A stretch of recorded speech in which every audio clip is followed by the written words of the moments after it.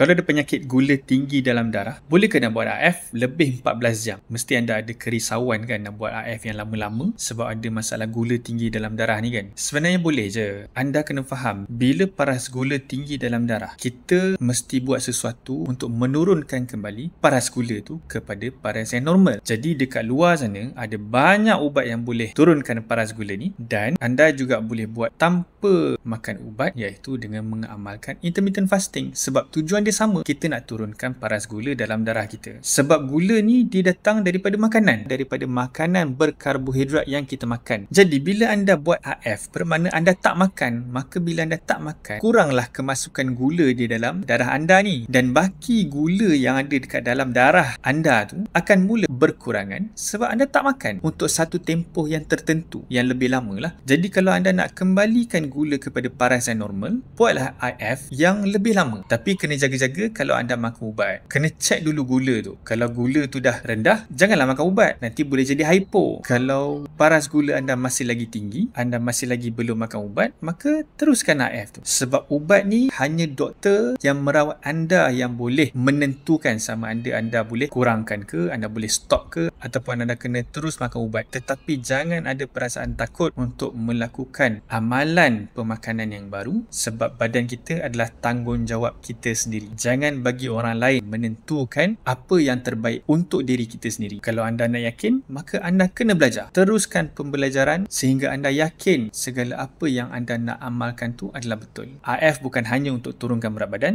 tetapi untuk kesihatan secara keseluruhan.